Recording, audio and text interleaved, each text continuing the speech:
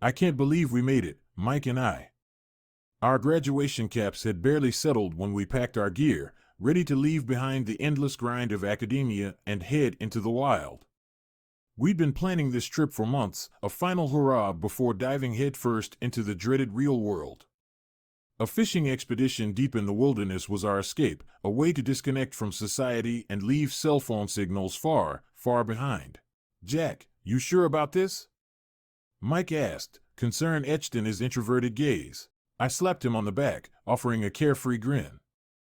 Absolutely, buddy. A week of peace, quiet, and fishing. What more could a guy ask for? Mike, ever the responsible one, couldn't resist my enthusiasm.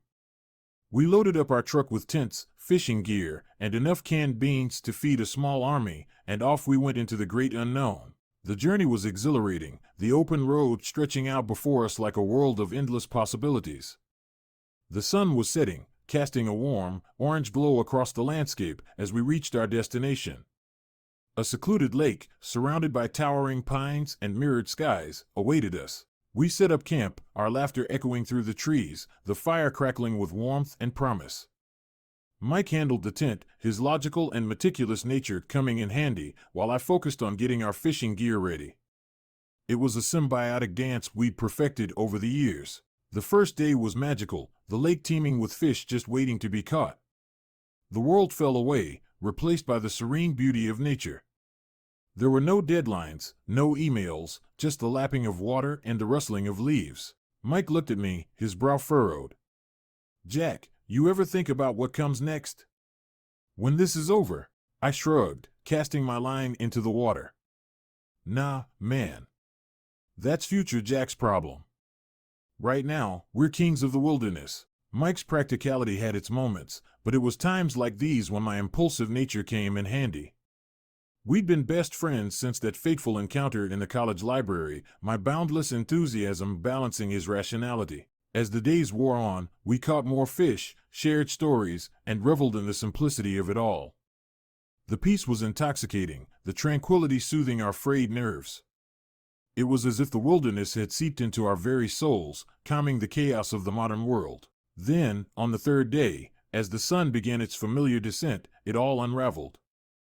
Piercing screams shattered the stillness, sending a shockwave through our idyllic world.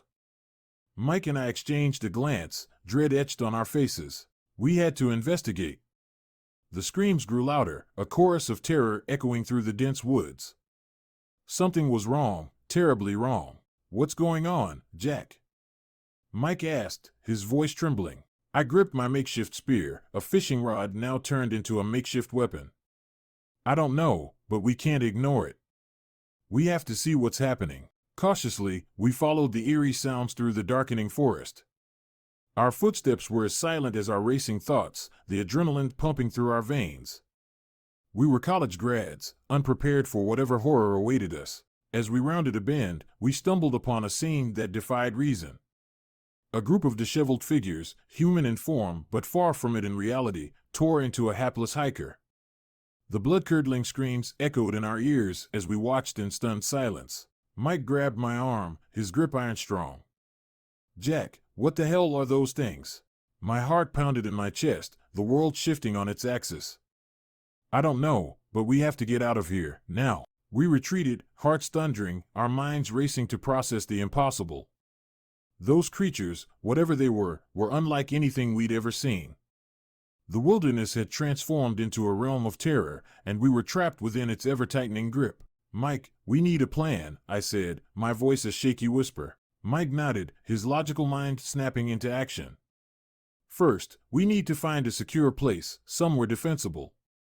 Then, we can figure out what's going on. We moved through the trees, guided by the eerie sounds of pursuit.